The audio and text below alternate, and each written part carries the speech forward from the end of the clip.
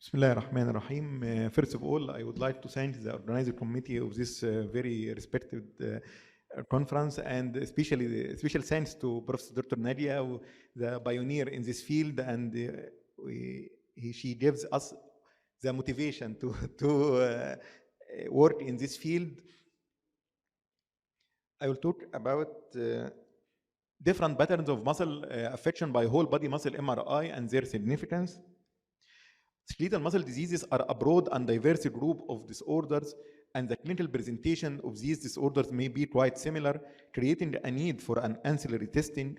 The approach for diagnosis and treatment requires an integrated approach that merges clinical, imaging, electrodiagnostic, pathologic, and genetic data, and this is makes the need for a group of multidisciplinary team to work together to each in his field or in his specialty, given his participation in the diagnosis and management of these diseases.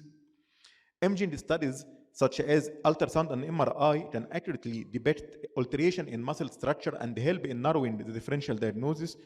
MRI is particularly well suited for evaluation of both deep and superficial muscles and offers an excellent contrast between healthy and diseased tissues. Myopathy or muscle disease encompasses both hereditary and acquired disorders of muscles typically present with muscle weakness. Hereditary myopathies can present at any age from birth or early childhood throughout late adulthood. Acquired myopathies such as polymyositis and dermatomyositis commonly present with insidious progressive proximal symmetrical weakness with elevated CPK level. The signal characteristics of MRI are based upon the interaction between magnetic forces and the composition of tissues. T1 sequences are good for detecting fat deposition in chronic myopathies, while T2 sequences, especially with suppression of fat signal, such as STAIR sequence, are the preferred sequence for visualizing acute or subacute muscle changes related to edema. To start with the normal appearance of skeletal muscles by MRI, usually when we do whole body muscle MRI, we depend on three sequences. The first is T1 weighted sequence, which this one is the first image, and the T2 weighted sequence without fat suppression, and the STAIR or T2 weighted fat suppressed sequence. The normal muscles appear of intermediate signal lower than that of subcutaneous fat. This is the subcutaneous fat in T1, and in T2 sequences, the muscles appear intermediate signal lower than that of fat, while in fat suppressed sequences such as STAIR, it is slightly higher than the subcutaneous fat because it contains some water, but it is slightly higher than that of subcutaneous fat. One of the advantages of MRI that can image the patient in different planes, axial or sagittal or coronal, either by true imaging or by reformatted images. After we image, we can image the patient in axial images, then we reformat the images into coronal or sagittal or any plane we want. If we look to fatty infiltration of skeletal muscles, what is its appearance by MRI? Also, this is the same consequences, T1, T2, and STAIR. In T1, the muscles with fat infiltration appears of high signal, slightly lower than that of subcutaneous fat. This is also in T2 weighted images. The fat within the muscle is a higher signal, slightly lower than that of subcutaneous fat, while in STAIR or fat suppressed images, the signal turns into low signal, similar to that of subcutaneous fat. This means this is the fat infiltration of the muscle. Edema, which usually occurs in acute or subacute stages. In T1 weighted images, looks normal. This muscle, the adductor muscle, looks normal by T1 weighted images, while in T2 weighted images, it shows higher signal, but it's similar to that of the fat, intermuscular fat, yet in fat suppressed sequences, and this is the advantage of this sequence, it is very bright due to edema in the muscle, very well appreciated by fat suppressed sequence. This muscle is edematous. Usually the situation in muscle diseases is a combination of fatty infiltration and edema, not a single pathology. So how can we detect it, both of them in the same patient? Start with the fatty infiltration. This is the lead. This is the soleus muscle by T1 high signal, by T2 high signal, but by stir or fat suppressed sequence it turns into low signal. While the anterior group of muscle, and namely the extensor hallucis, it is more or less normal with T1, slightly high with T2, and bright with stir signal denoting edema. So in this patient, both muscle fatty infiltration and muscle edema coexist. This is the different stages of muscle affection by the same disease. When we ask about patterns of muscle involvement, what do we mean by pattern? Many questions concerned with this pattern. We can talk about is unilateral or bilateral affection. The affection is unilateral or bilateral, and if it is bilateral, is it symmetrical, nearly symmetrical, or completely asymmetrical? This is one look for the pattern. Another look, and this is an example of unilateral affection. This is the glutei, the gluteus medius and the minimus muscles in the right side is affected, while in the left side it looks normal. This is unilateral affection. This is bilateral symmetrical affection of the thigh and leg muscles. Coronal image typically is the same in both sides. Bilateral nearly symmetrical.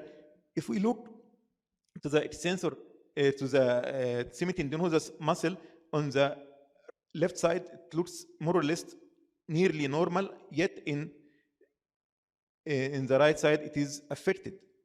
But other muscles, such as quadriceps, is nearly the same between the two sides. So it is symmetrical, but nearly symmetrical, not typically symmetrical. Another look for the pattern, is it proximal more than distal, distal or distal than proximal?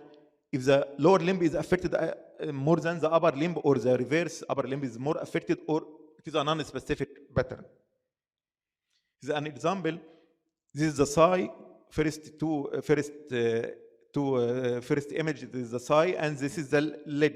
In the thigh, the quadriceps is markedly affected. Also, the hamstring muscles are affected, but to lesser extent, while the leg looks more or less normal. So this pattern is more proximal. Affection is proximal more than the leg is less affected than the thigh. Another example, this is the T1 weighted image for the pelvic girdle. This is the affection of the gluteal muscles, while the shoulder girdle is completely normal. This means that the lower limb is affected more than the upper limb. Another way to look for the pattern, to look for the most affected muscles and the spared muscle. Which muscles are most affected and which is the spared muscles? This is an example. This is all images, T1 images for the shoulder girdle. This is the subscapularis muscle is mostly affected, while the other muscles are completely normal. This is mild affection of the subscapularis muscle with mild affection of the deltoid, and the other muscles are spared. This is the affection of the deltoid and the infraspinatus muscle, but the subscapularis and the infraspinatus muscle, but subscapularis is more affected than those.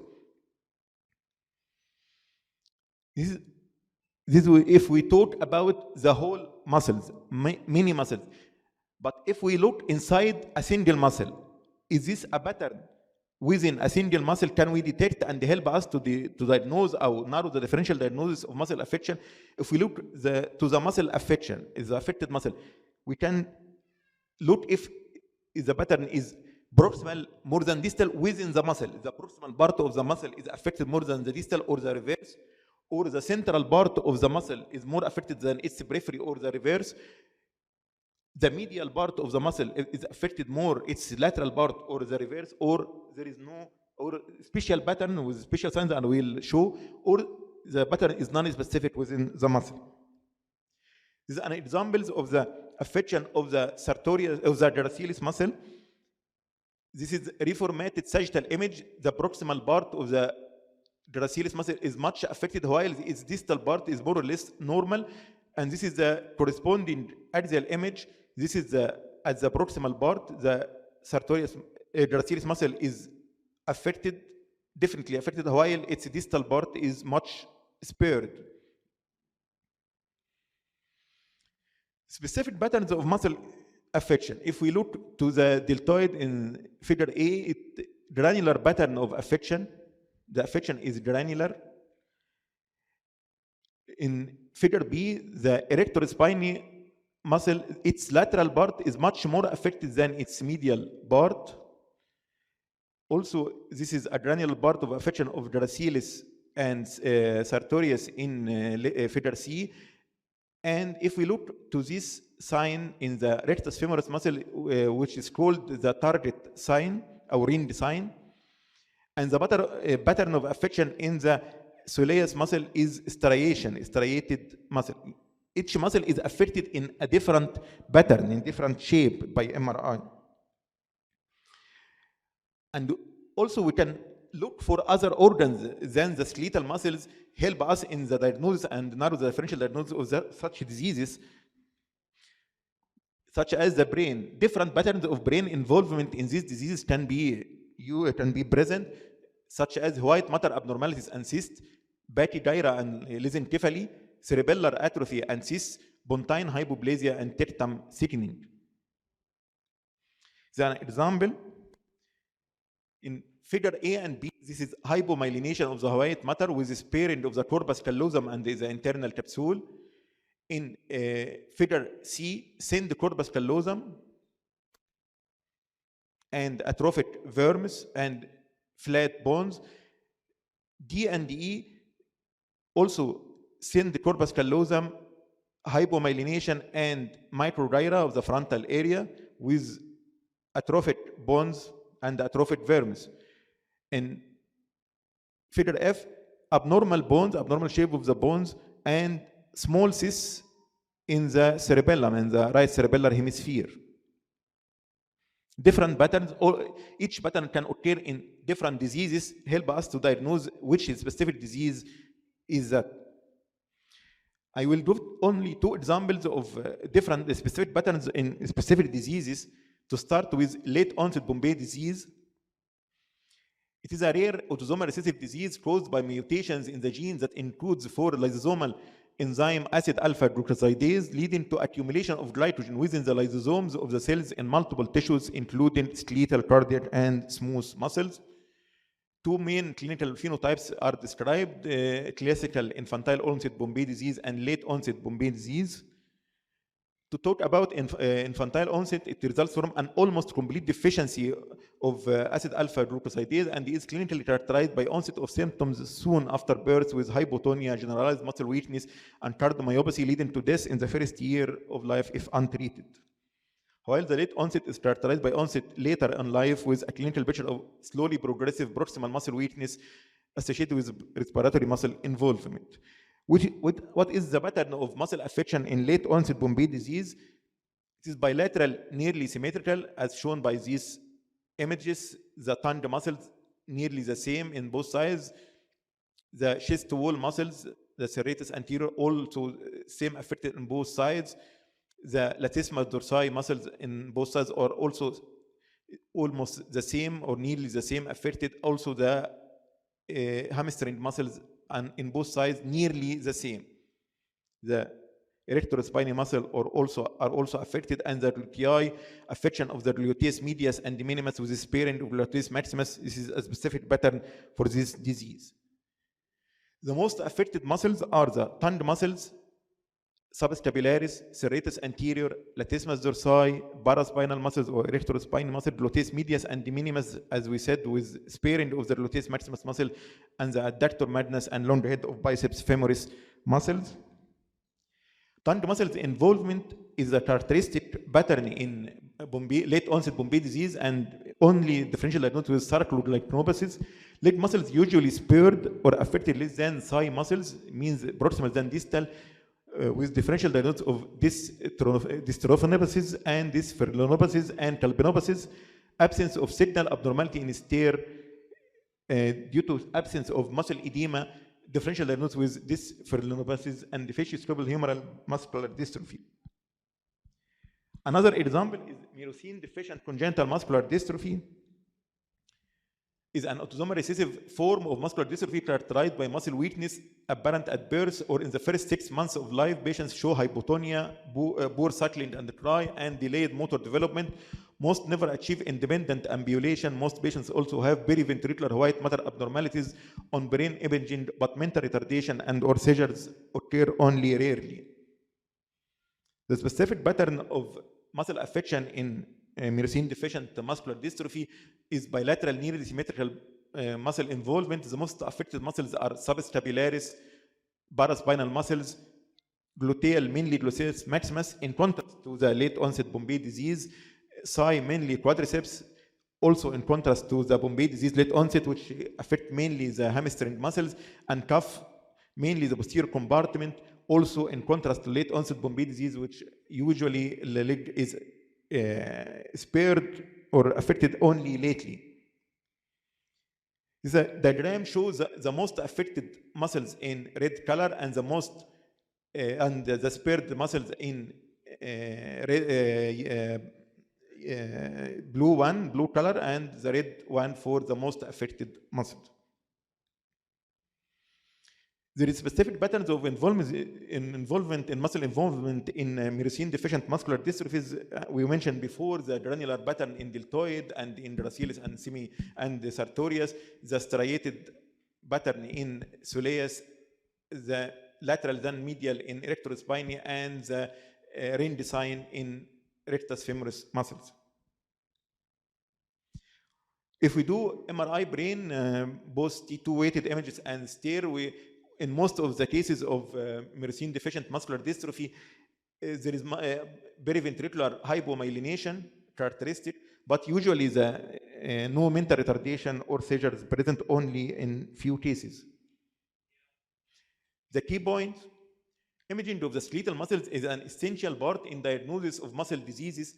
Whole body muscle MRI is a powerful imaging tool, can detect pattern of muscle affection as well as the affection of other organs such as the brain, as we mentioned. Identifying the patterns of muscle affection plus or minus affection of other organs helps in narrowing of the differential diagnosis and in guidance of the further step in workup. Thank you. Thank you very much.